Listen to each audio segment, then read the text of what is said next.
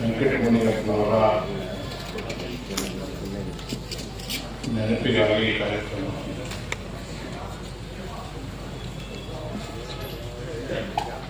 ಕೃಷ್ಣಮಯ್ಯವರು ಮತ್ತು ನರಸಿಂಹವರು ತಮ್ಮ ಜವಾಬ್ದಾರಿ ನಿರ್ವಹಿಸುವ ಕಾರಣವಾಗಿ ತಮ್ಮ ಕರ್ತವ್ಯವನ್ನು ಮುಗಿಸಿ ನಮ್ಮನ್ನೆಲ್ಲ ವಿಶ್ವಾಸಕ್ಕೆ ತಗೊಂಡು ತಂದು ಅವರಿಗೆ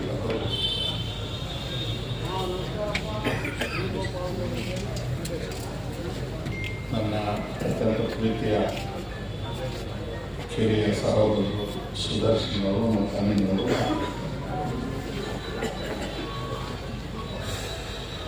ಅಣ್ಣ ಅವರ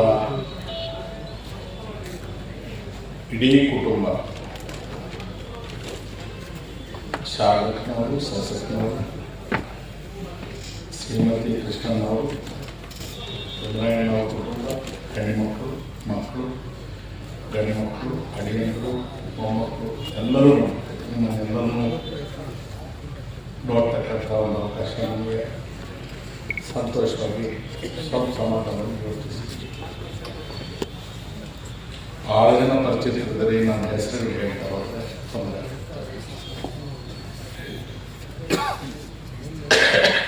ನಾನು ಕಳೆದ 1 ವರ್ಷ 7 ತಿಂಗಳಿಂದ ಸಾರ್ವಜನಿಕವಾಗಿ ಕಾಣಿಸ್ತೀನಿ. ತಿಂಗಳು 3ನೇ ತಾರೀಕು ಹಾಸನದ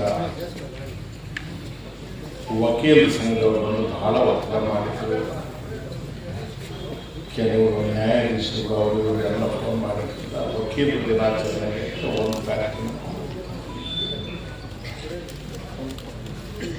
ಉಳಿದಾಗಿದ್ದು ಹೆಚ್ಚು ಬರ್ತಾ ಇದೆ.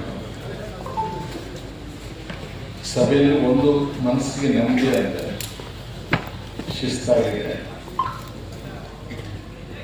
ಗೌರವಯುತವಾಗಿದೆ. ಒಬ್ಬರು ಕೂಡ ಇಲ್ಲಿವರೆಗೆ ಮಾತಾಡೋದು ಅನಾವಶ್ಯಕವಾದ ಯಾವ ವಿಚಾರಗಳನ್ನು ಮಾತಾಡ ಯಾಕಪ್ಪ ಇದು ಸರಿ ಗಂಟಲು ಸರಿ. ಇದು ವೆಂಕಟಮುನಿಯಪ್ಪನವರಿಗೆ ನಾವು ತೋರಿಸಿದಂತಹ ಬಹಳ ದೊಡ್ಡ ಗೌರವ. ಅವರು ವೈಯಕ್ತಿಕ ಜೀವನದಲ್ಲೂ ಕೂಡ ಅಷ್ಟೇ. ಆ ಶರ್ಟು ಪಂಚೆ ಕೂತ್ಕೊಳ್ಳೋದು, ಮನೆಗೆ ಯಾರಾದ್ರೂ ಹೋದ್ರೆ ಕೂಡ್ಸೋದು, ಮಾತಾಡೋದು, ಬಹಳ ಶಿಸ್ತಿನ ಮನುಷ್ಯ. ವೆಂಕಟಮುನಿಯಪ್ಪನವ್ರನ್ನ ನಾವು ಯಾವಾಗ ನೆನಪಿಸ್ಕೊಂಡು ಚರ್ಚೆ ಮಾಡಿಕೊಂಡು ಕೃಷ್ಣನವರನ್ನ ತಿಮ್ಮರಾಯಪ್ಪನವ್ರನ್ನ ಒಳಪಡಿಸ್ಕೊಂಡೇ ಮಾತಾಡ್ಬೇಕಾದ್ರೆ ಪ್ರತ್ಯೇಕಿಸಿ ಮಾತಾಡಕ್ ಆಗತ್ತಿಲ್ಲ. ಆ ಥರದ್ದು ಕೂಡ ಪ್ರಪಂಚದ ಧರ್ಮ ಎಲ್ಲರೂ ಬಿಟ್ಟು ಹೋಗ್ಬೇಕು.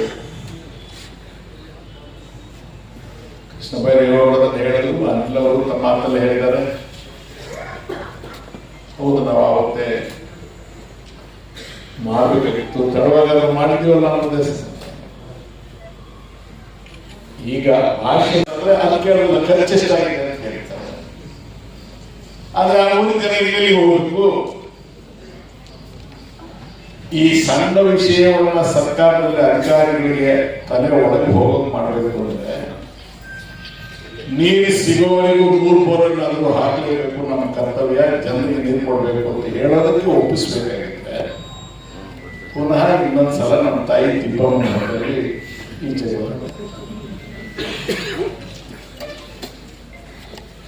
ನಮ್ಮ ಕರ್ತವ್ಯ. ಸುದರ್ಶನ ಮತದಾರರು ಸಂವಿಧಾನದ ರೀತ್ಯ ಸ್ವತಂತ್ರರು, ಜನಪ್ರತಿನಿಧಿಗಳು ಸಂವಿಧಾನದ ರೀತ್ಯ ಕರ್ತವ್ಯ ಮಾಡಬೇಕಾದವರು.